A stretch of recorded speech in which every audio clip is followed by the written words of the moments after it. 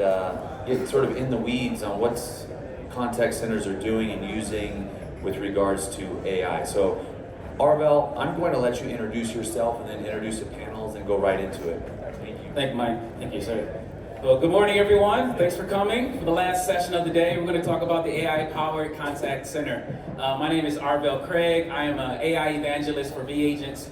We have a virtual AI agent that makes calls inbound and outbound and does transfers. I'm also the author of the AI Strategy Playbook, 21 plays for sales and marketing for people that don't understand, who are like not really using AI. But I'm excited to have this panel. We have some really strong thought leaders and experts here that are going to share with you. I just wanted to start off by saying, I know AI is a controversial and a mixed topic, and people have a lot of opinions, and I always first say it's good to be positive and proactive, because there's a lot of unknowns, right? We don't know what the future is going to be like, but the best thing you can do is have the right posture and perspective, that if you can find the good ideas, which you'll hear today, you've heard probably this week, you'll find the results. You know, if you care about people, you care about technology, you care about your business, if you stay positive, you're going to find some great use cases, ways to grow your business, and things like that. So can I get a show of hands? How many of you are using AI right now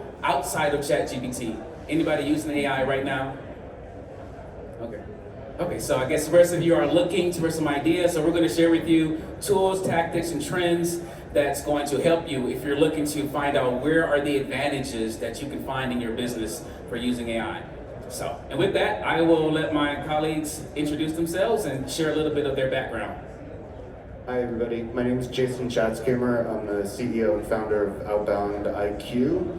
Everything that I'm going to be saying today looks at AI in the contact center from an outbound perspective, which is a very, very, very particular set of circumstances. Okay? That's where everything you're going to hear from me today will be coming from.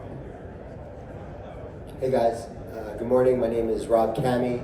I'm the CRO and founder of OnScript's AI. We are an AI platform for call center agent quality control and compliance. I also have a performance marketing business called OneSpeed. We do a lot of work in call center lead generation, so we get the benefit of being able to play in the sandbox with our AI technology with my call center. And happy to be here today. Over to you, Ariel. Hey everybody, my name is Ariel Ptolemy. I'm the VP of Media Buying. I run a media buying team, and basically Accent Capital, we're like a pay-per-call network, but we also run our own media buying team, and we're looking to buy calls for insurance, home services, and legal. Awesome. Yeah. So I've got a few questions that we're going to start off talking about, but I do want to make sure that if you have questions, I definitely want to leave a larger amount of time so that you can get your questions answered, because our goal here is to inform you about what you need to know. And of course, they're going to share their expertise, but it's all about, if you want to get what you want, make sure you feel free to raise your hand, and either you have a mic or somebody will pass you a mic, but we want to make sure they're think about what you want to ask so that we can make sure you can get your questions answered. All right, thank you. So first off, we'll just start off real simply.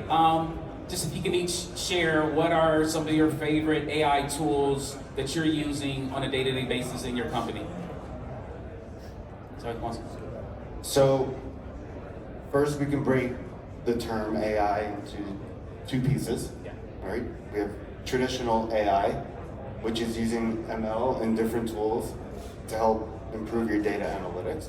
And then on the other side, you've got Gen AI, which is really contextual and language-based. So on the Gen AI side, not doing much of anything. On the traditional AI side, we're leveraging ML tools to help us identify some of the more complex and hard to pick out with your eyes patterns that appear in the calling outcomes that we see from our customers on a daily basis.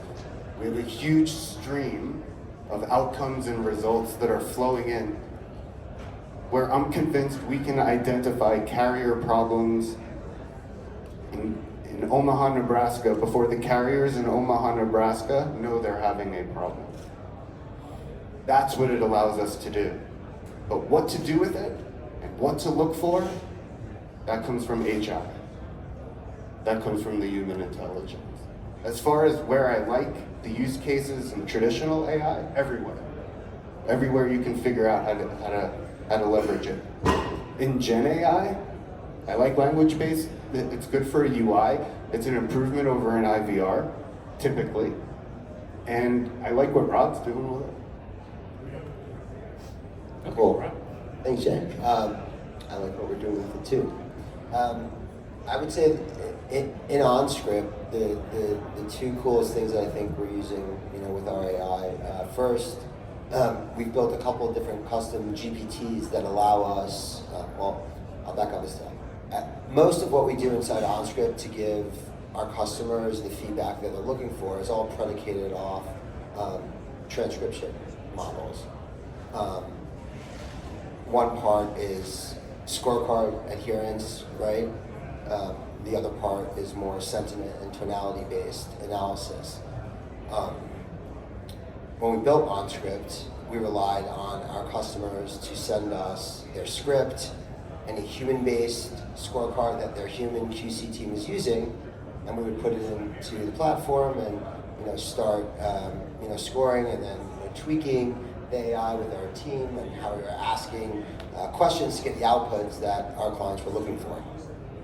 Now we've built models that basically allow us to put current scripting, current human QC scorecard, and allow the models to tell us what's missed, what needs to be refined,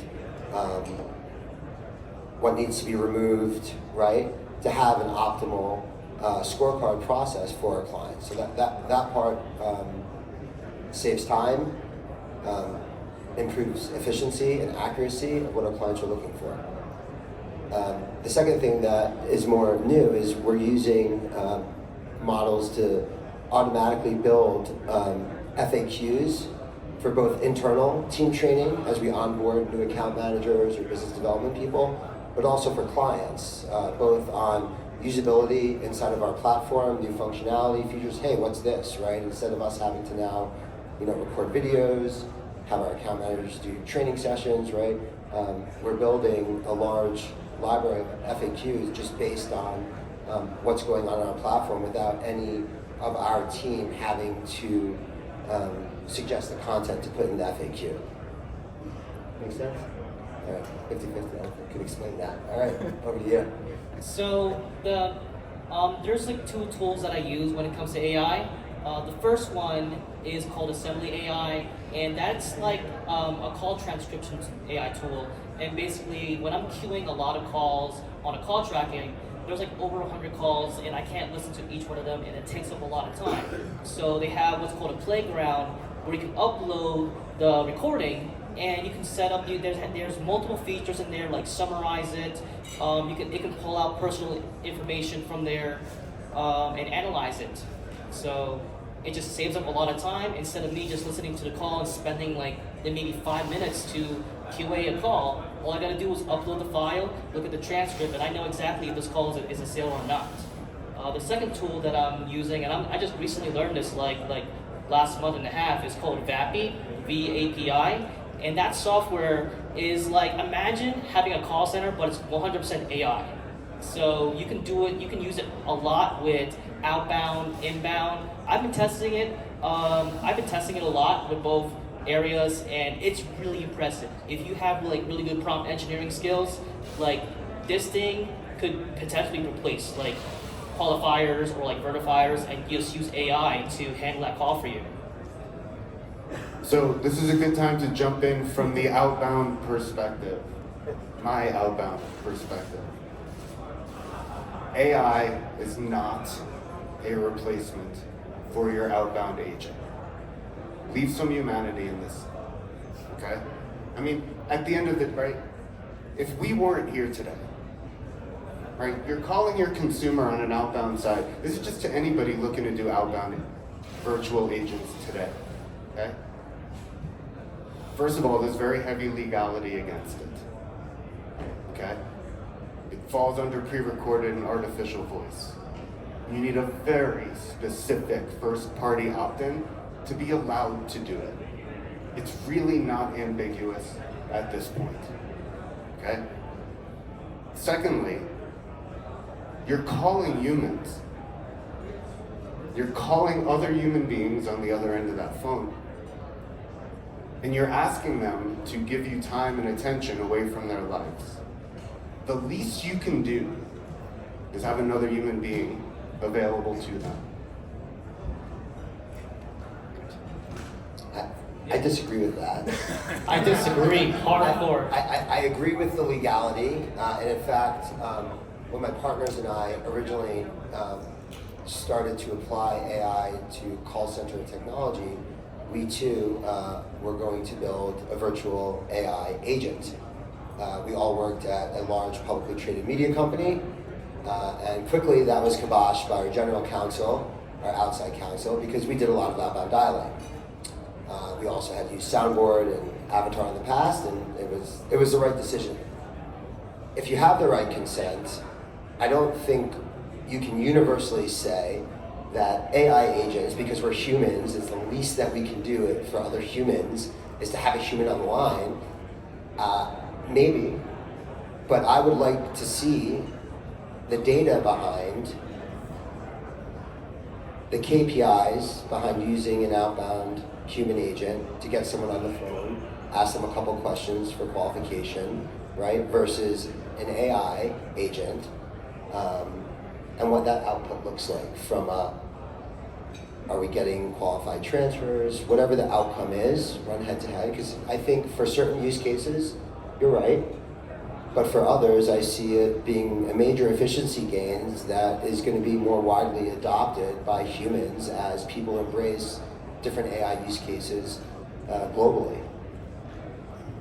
All fair, and nobody's gonna argue an ROI use case for this. We're gonna argue a humanity use case for, no, I'm sorry. We're gonna argue a humanity use case for this. I mean, people will tolerate AI inbound because they have to kind of get to the other side. They're not thrilled with it. They'll deal with it. But they have to get to what's on the other side, and so they navigate it. They'll press a stream of zeros to try to get around it. They try things, but they'll tolerate it. On the outbound side, it's us asking them for something. Now, informational messages, prescription reminders, there's use cases. There's use cases where you don't need a human agent. But when you're asking for something, again, I believe the humans have the edge. Next to the Trio, their CTO, Edwin, he said it to me in a very, very clear way that I'll never forget. He said, at Trio, we're long on the agent. And so am I. Ariel, you want to jump in real quick? Yes, You got a lot of I want to jump in minutes. on this. So, I disagree about what Jason said, and because I see a lot of use cases with it. If you ever call a bank or credit card customer support, you're most likely gonna end up talking to an AI. Like what used to be like an IVR is now being replaced by someone listening to your voice and then trying to assist you with it. Another use case I've been seeing it, especially in the lead gen side. So when you're if you're just a sole media buyer, you may not understand how to run a call center or not how to hire agents.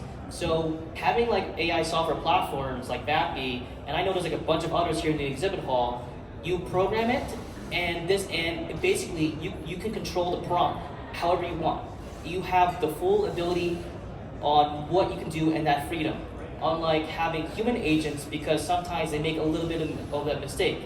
Now, don't get me wrong, AI does have mistakes as well, and sometimes it hallucinates, but that's my opinion on that.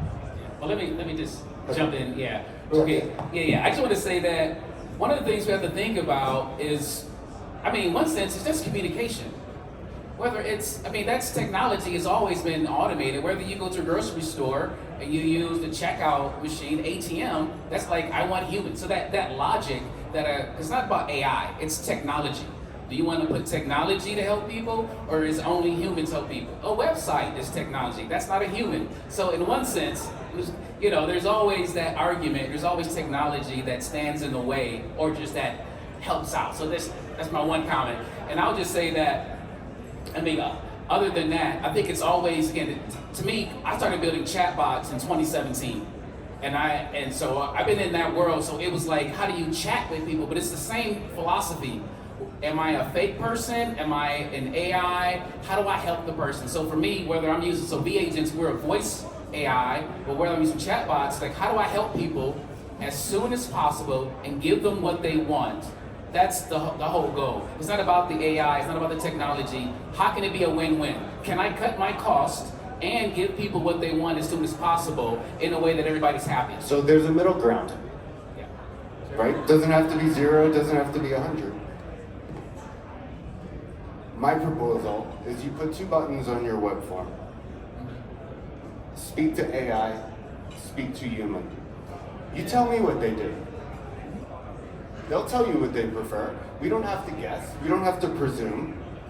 But that Just put 2 argument, buttons. that's like the whole Henry Ford said if people wanted a faster horse, they wouldn't want a car. I understand, it makes sense that that's what people may ask for that, but people, yeah, may choose humans, but they may just want their results faster. You know, on the outbound side, right? I'm convinced that for outbound agents, 75% of the battle is getting through the opening 10 or 15 seconds. There's a subtle handshake that happens verbally within those first 10 or 15 seconds where the person on the other end is going to decide if they're going to give you 5 minutes of their day. And it's so variable among humans, meaning I've seen nine humans call a prospect and get shut down before they could say a word. And the 10th one, the way they said hello, I've tried to find it, I can't find it. Whatever they did, there's a way they said hello that they walk right through that sale like it was nothing, with no friction. And you're staring at them like they're a magician. How did you do that? That is a distinctly human skill. Those are the people that you staff on your floor. AI will never, ever, ever, ever, ever do that. They'll get the lowest hanging fruit, that's it. Yeah, again, the big thing, again, as Jason said, his focus is outbound. And when we look at a call center, there's a lot more to your business than just outbound. Don't underestimate how good your agents are. Right. But that, again, that's only one use case. Again, you've got a QA product that does AI. There's inbound, there's IVR replacement. We talked about this. There's appointment setting, there's qualifications, there's customer support. So there are maybe 15 different ways you can use AI. So yeah, he's right on one specific use case, and I agree with that. But your business is more than just a one, and I want to encourage you to start now, wherever you can find it, get the experience, understand how to use it, because if you can cut costs and 30% of your business on inbound and IVR replacement and overflow traffic or weekends, all the different use cases, you will get the experience, you will understand how to prompt, how to work with it, so that in 24 months, 6 years, when AI is almost as smart as people, you can easily transition. You understand, but there's a lot more involved. So I'm always advocating and encouraging people, don't just sit on the sideline and assume it's going to hallucinate, it's going to make mistakes, I'm going to just wait. You cannot stop it. It's happening, and I just want to encourage you to get as much experience in safe ways you can, so that you can switch over and adopt new use cases as it becomes ready. But Jason, you said one thing. You said, we had 9 agents and it couldn't figure out the one. But you know who can figure out the one and the why the one did better? The AI models. And if you don't think that the advancement of AI to be able to personalize not the message, but the tonality, right? On a personal one-to-one experience to get the outcome that is equal to or better than a human, I challenge that hypothesis, and I believe it will happen. Good. So AI, the thing about AI that everybody needs to understand is that there is no I, just A. The best AI is going to do is convince you that there's I, but under the hood we know there isn't any, okay? So again, it's just A. And so, right? It's just A. So AI will, to outbound calling in particular, there is an art to it, and there is a science to it, and AI may be able to pinpoint the science, and it will never, ever, ever touch the art. I want to say that yes, humans can never be replaced, but but what I'll see is that these humans will be promoted to do something else. They'll be the ones to be closing sales. They'll be the ones to complete appointments or complete applications.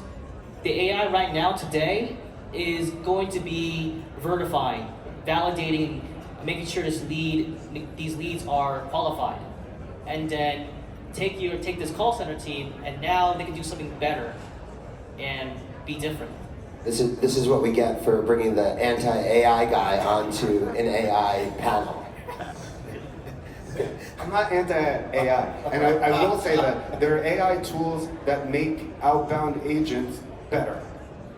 Those I love. Anything you can do to assist the agent and take the art and the science and enhance them both, like injecting nitrous into the engine, access to information, screen glowing red when the customer's voice starts to get a little stressed or strained or frustrated, right? Cues to the agent to slow down, speed up, take it easy, right? Move here, make sure you've said that. I love those tools. I love those use cases, and those two are distinctly Gen AI, but just not as replaceable. So maybe good transition to start talking about what tools, right? We started talking about a little bit that people are using in their call center to support their business, their agents, right? Their productivity, their efficiency. Yeah, is that what Yeah, I mean, if you got any other tools, I want to share there one Who tool. uses AI in their call center, and what do you use it for? What do you do? We just built some custom GPT to transcribe the calls, analyze them. John, let me just get you. Yeah, out of need, just because listening to calls was just taking forever. I didn't really know existing software or want to pay for it, so we just built our own GPT to automatically transcribe the calls, analyze them, and score them on 12 different categories, and then give suggestions and summarize outcomes and other things. So it saves a lot of time. Yeah, and what's some data around past state when you're not doing that, and since you rolled it out, like any quantification of what's happened since implementing that? Yeah, I mean, we rolled it out 4 months ago, and conversion rates have gone up 7%, which 7? I mean, yes, That's a big number. Yeah, over for sure. Yeah, so but On the we're same cost basis. Yeah, and we're actually finding new ways to aggregate that data into a dashboard, and then hiring like a QA person to help roll that data up and make it more meaningful. But yeah, it's just going to be nothing but positives. So. Awesome, love it. Who else? One second, let me just clarify one thing. He said he made a custom GPT. Because again, if you're not using it, when you have Chat GPT and you have the free version, it's cool. But if you pay just $20, you have access to build your own custom solutions. So if you're not spending time with a Gen AI like ChatGPT, you don't know. So he's creating the same thing that Rob's product does. So one thing, you can hire a company to do some stuff, but there's a lot of power that's at your hands with using Gen AI right now. So he's using it, solving his own problems. You can write your own software. Even if you're not a software person, you probably can't, you don't know if it's right or not, but there's so much opportunity in the Gen AI space that it unlocks. If you just start using it, it'll teach you how to do stuff. And I know Ariel does a lot of stuff as I well. want to argue that premise about the coding too, but Right, sure, yeah, of course. So main thing is that if you're not using it, you don't know, but you can build tons of stuff yourself. So again, Jason is a software guy. So he can make software from scratch. He says he uses machine learning, he uses AI himself, but I'm not a developer. Or he's not a developer. So there's some things we can do ourselves that in the past we had to hire a developer to do. And again, and Rob, he's got his own software. He built a Gen AI solution with his developers that do these things. So there's just so many things that are going to be constantly being invented as AI evolves. But I want to mention one thing. There's a product, it's called Jobs GPT. I think it's a really cool resource. But I'm thinking Google. But Jobs GPT, the thing is, we're not replacing humans in one sense. We're replacing tasks. So you don't just think about AI or human. You think about a job description, and one person in one role is doing 7, 8, 9 different things in that job. If you put that into Jobs GPT, it breaks down all the tasks, and you can find out, what can AI do? It can't do a lot of things, but it can do this, it can do that, it can do that. But that's a great GPT that's public that can be used to understand where can AI help out in the role of different people. So just want to share that. Yeah. And this is where I'll just throw the disclaimer out there that this whole conversation, my whole take on it may be different in a year. That's how fast this thing is evolving and changing, right? Somebody said that human beings can't comprehend exponential growth, and to some extent they're right, and that's what's happening in the world of AI. It's growing at a way faster and improving at a way faster pace than I think we really have our arms around. But my brother, interestingly, not related to this, he'd kill me if he heard all, but my brother right now is in charge of Gen AI at Google, right in the middle of ground zero of AI technology. And I'm telling you that for the last 3 years, they have been trying to get AI to work in a drive-thru. Unsuccessfully. At Google. Can't figure out a drive-thru.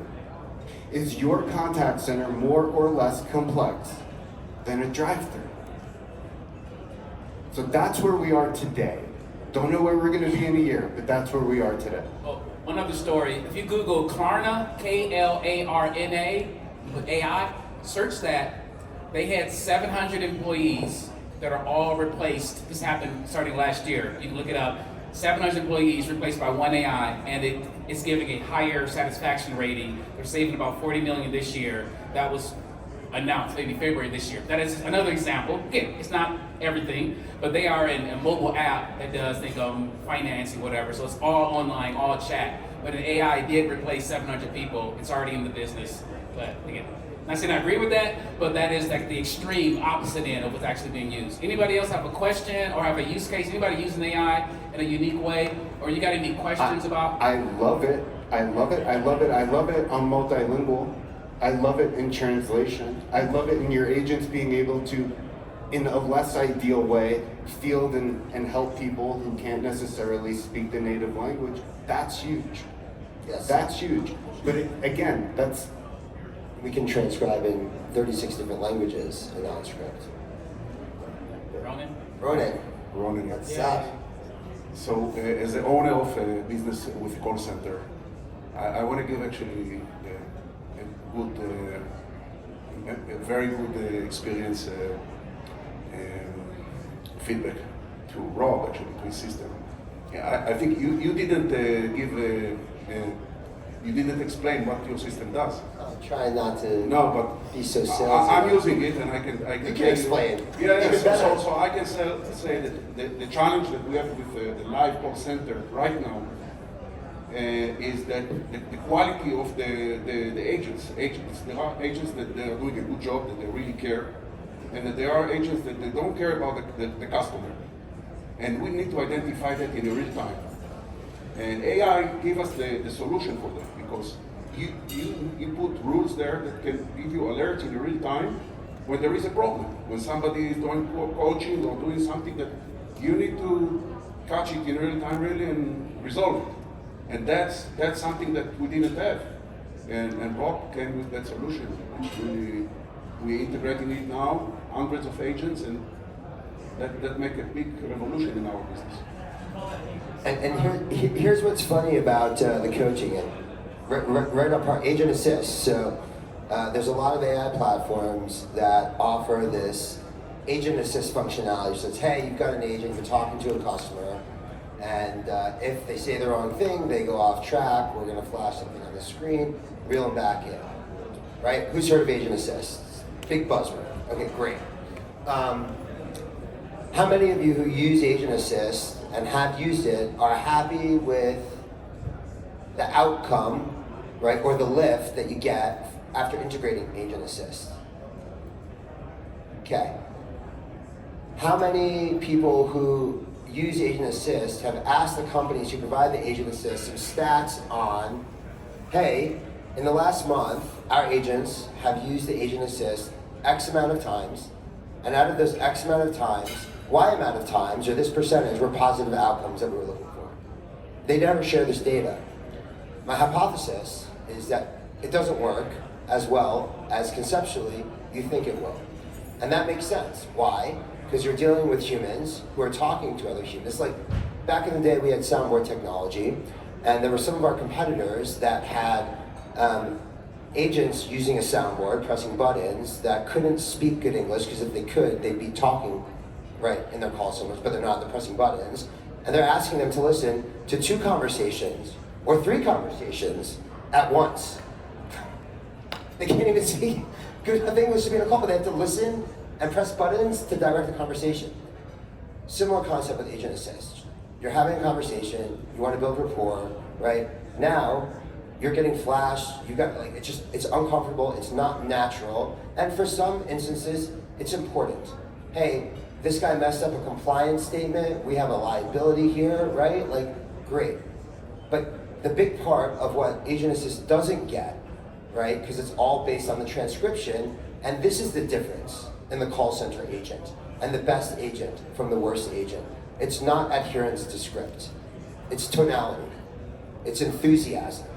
It is the ability for the agent to be authoritative when handling rebuttals. It is the ability for the agent to build rapport in those first 15 seconds with the consumer. That is not picked up with Agent Assist. It can't be, and anybody who tells you that it is lying to you. So our model is post-call QC. 3 minutes, you push the recording in, it's fully baked, analyzed, summarized, scored, sentiment, tonality, outbound API webhooks, alerts right then after the call, with our premise being, we're not gonna save that call, but we're gonna make it really easy for you and your agents to understand what they need to do between scorecard adherence and tonality to save the next one for a fraction of the price with no long-term contracts. That's our value prop. Question over here. Mike, can you? Thanks. Hey, my name's Kyle. I just wanted to offer a slightly alternative perspective of this. So I'm not in the call center space at all. I do use Rob, so he's getting a lot of promotion. It seems like in this meeting. I didn't plan that. Yeah, you didn't plan that, but so I don't actually run the call center side of it or anything like that. But I have them plugged in on the back end for QC and the calls that we generate. We come from the direct mail space, and so one thing that we noted is a great deal of loss of information, critical information, from the conversations that the agents were having with the consumers, because the agents are really trained to ask a series of questions to attempt to return a series of kind of prescribed responses, yes, no, right? But there's so much more within that conversation that pertains information that tells us more about the consumer, what it is maybe their ailments are, what it is that they're really truly looking for, why they contacted us based off of the creative that we send. And then it gives us a better idea of what type of creative or adjustments to the creatives that we're sending for better target marketing and modeling on the data side. So I think there's a lot of use cases for it, but I think even on the back end, for someone that's not using it for a call center purpose, but actually for creative performance, I think it works really well there too. Let me just share one thing, just to give you guys some other things to think about for the next question. And to me, there's 3 ways you use AI today. Number 1, there's the AI foundation models, like ChatGPT, Gemini, Claude. You use it one-on-one, having conversations, talking to it, getting amazing ideas and strategies. That's only one use case. The second thing is finding brand new up-and-coming AI, Gen AI apps and tools and things like Rob's that's invented, or like the agents. It's brand new tools that are using AI to do brand new things. And then 3, it's all your legacy systems that you've been using. Everybody's coming out with a new AI feature, the AI this or that. So you might want to play with ChatGPT. You might want to find a brand new product, or just look into your existing tools that you're using. Even Microsoft Office, everything is adding AI into it. So if you're not using it, you don't have to just use ChatGPT or start talking to it.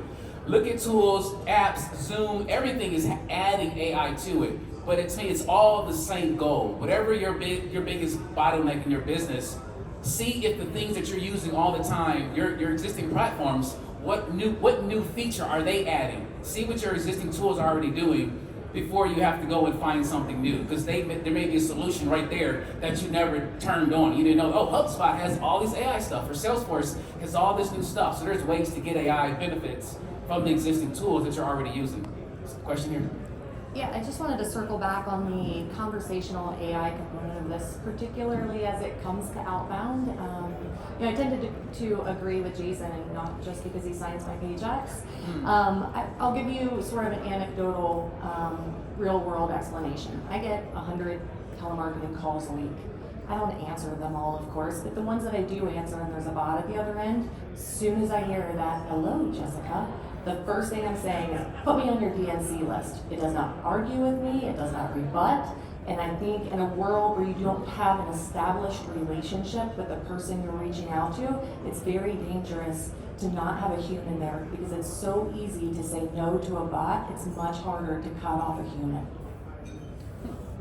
But what if you were just on, you're on Google, you need new car insurance, you go to a website, off a search, you go to a landing page, you put your phone number, address in with the expectation that somebody's gonna call you about a car insurance quote. And sure enough, 2 seconds later, your phone rings and it's an AI agent. And it's like, hey, I'm gonna get you to the right place. I wanna ask you a couple questions about your inquiry on robsautoinsurancequotes.com. You're gonna tell them to go onto the DNC list? Can I just Maybe, but I'm a different type of person. I live in the technology space. Sure. I hear the tone of a bot. I know it's a bot. I want you to earn my business. I want you to call me with a human, and the person who calls me with a human is going to take that time to put that extra touch to make me feel special is the person that's going to get my business. Sure, and I respect that, and that's you. And I would say that's why, to Jason's point, like, it's not universal. Because for every person that's like, I want to speak to a human, there are probably equally the amount of people that are like, I hate humans. The less human interaction to get me to what I want, the better. Yeah, it's about that. So, right? And that's just the world we live in this day. And if you don't embrace that, understand that we're humans and everybody's different and have different interests and preferences and likes, that's why there's no one shoe fits all for AI for outbound, human for outbound. I agree with you, Rob. I do feel like AI is a performance enhancing tool. It is strategically used within your business to provide uplift. You have to be careful not to over-engineer your world and not get the ROI you're looking for that you could have saved on with humans. But to that end, I think there's definitely a place for it. I want to talk about a case study I did with AI. So I was running ACA. Everyone knows what ACA is, health insurance. What's ACA? Affordable Care Act. Obamacare. Yeah, exactly. Everyone knows what ACA is. But I have an IVR, and if they press 2, it's Medicare. So before I implemented AI, a lot of people, when they get connected to Medicare, it's like a lot of people didn't qualify because they are not over 65. So I implemented like a verification agent, and it's 100% AI. It's literally, hi, I'm Sarah. I'm going to be your verification agent to see, to check on your age. All right, can you just confirm you're over the age of 65? And if they say yes, then they'll just transfer it. I just seen like a boost, like easily 30-50% ROI increase, and like extra revenue from there, from my ACA calls. So that's one use case I have for outbound. No, for inbound, I mean. Question? Yeah. Yeah, so I forgot who it was that mentioned this, but the idea of having good agents and bad agents, somebody said something about that, right? I think it was Rob. So if you can use AI to augment poor performing agents with what the better performing agents do in real time, do you see the benefit there? Yes, of course there's a benefit if you can do that when you say real time, while the lower performing agent is on the phone. Correct. Listening, transcribing, and giving the feedback if it in real time. If it can be done effectively, sure, but it could also be done probably a little bit more effectively post-call when the agent who needs to improve is not talking to somebody else and can actually say, hey, here are the 3 things between scorecard adherence and my tonality that I got to do differently on the next call to get that qualified Right. transfer through. Right, and I totally agree with the compliance piece too, because that's huge, right? I mean, if you're Compliance or non-compliance. yeah, well, compliance just the scorecard after the call, right? So I mean, that information is great, but imagine being able to give that information in real time. So I can imagine. yeah. But like, so give me like a real world example when you say augment how, right? Like, what's the use case where you've got a poor performing agent and you're suggesting a couple of things Right, while they get, they're on the call? Right, they get hit with an objection on a call where they say, hey, you should buy this. You get hit with the objection saying, no, no, we're not going to do that because of X, Y, Z. I'm sure that in an agent call center, for example, where you have hundreds of agents, somebody else has received that objection. Probably, For sure. probably 100 different times. Yes. That other person may respond to that objection with a rebuttal in a certain format that gets them past that objection. Yes. Where other agents won't be able to get past that. So if you can take that objection or that rebuttal to that objection and give it to everybody else in the call center in real time, Sure. the benefits there. I mean, Hypothetically and conceptually, yes, 100%. Do you use a agent assist? My company is an agent assist, and that's what we do. Okay, perfect. You must have data on the effectiveness of your agent assist, right? Like I was saying, X% used it. The agent assist today, what's the outcome on it, percentage-wise, of a positive outcome based on the agent assist stepping in? In what regard? I mean, there's tons of data because we. You have client XYZ, they use Yeah. agent assist 10 different ways in a script. In a full day of production, how many times did the agent assist functionality used, and how many times did your customer get the outcome they were looking for from the agent assist functionality? It depends on the company. I mean, we have lift. Sure. We have lift as high as 43% in some of our 43. clients. Okay, that's powerful because Right. what I hear from people who come to OnScript is like, hey, it sounded great, but we didn't get the lift we're looking for, and I hear that all the time. Right. Yeah. And I'm just trying to make a conversation. And, No, I'm not. Me too. But that's what I'm saying. Like I feel like I hope it does. Like I hope Agent Assist improves to the point where everybody loves it, right? Because it's an argument with me and my partners all the time. It's like, Yeah. Let me share one idea real quick. Sure. When you're thinking about your use case, one of the simplest ways to think about AI, think about what humans do. Do you have live humans who do agent assist live on calls? What does that look like? You show me a human process that you have repeatable all the time, then we can put an AI to replicate that. Because AI, again, they say it's not the I, it's the A. So we're going to automate something that your humans are already doing. So if you have live people who are breaking into calls to help objections, if you have coaches or managers that jump in calls and take over calls, whatever that looks like that humans do, if you have that working by humans, you could probably use AI, but that may not be a use case that a lot of people are doing with humans, but that's one way to think about it. that's the old school approach, right? You have supervisors listening to calls, they press the barge button, right, and take over the conversation, right? If it's gone the wrong way. So Yeah. What do you think the timing is so that when somebody calls, they get, or let's say it's an outbound even. Now you can boil it down to area code, if they're a New Yorker or fast talking the cadence, or somebody in redneck in Texas or a valley girl in California, you know, different ages, everything. But you can get certain demographics Yes. on who you're calling. But what about when you go to, you know, you got that to start with, but as soon as the call comes in, you want to be able to click into totally what their cadence is, because in New York there's a lot of different cadences. So how would you think AI will eventually, of course in a few years, be able to click in and slow down, speed up, you know, and start using, you know, certain yes. vocabulary? Yes. Well, it's already starting to happen and being predicated on the ability to analyze and score a conversation based on actual tonality, which for us, this has been something that, again, most scoring is based on transcription. As of 2 weeks ago, we've started scoring actual sentiment based on the actual recording and the tonality of the recording. So as a result of that, you will be able, and AI models will be able to individualize and personalize the conversation with one of those metrics being, where is this person from? What do they sound like?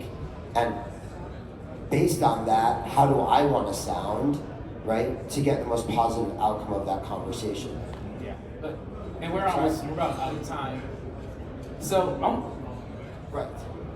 yeah, I think we're running out of time. I think, but I do it again. It's a great idea, but again, as Jason just said, it's going to be scary, right? We think about AI in the future. I say there's a good, there's a bad, there's an ugly, and there's an unknown. You know, people will use that. It's like making fake avatars, fake voices. Yes, AI will be smart enough to manipulate and do all kind of crazy stuff. But again, you want to be focused on your people, human focus. So you gotta. It's a tight line to navigate. How do you improve your rates? How do you maintain transparency, humanity, empathy, and just it's going to be an interesting future. But I just want to thank our panel. Can you give everybody a round of applause? This is a great conversation. Thank you, Arvell. Good job moderating. Thank you. Thank you guys for attending. This wraps it up for our sessions here on this stage and the other stage too. So thank you for attending. We have lunch being served now, so please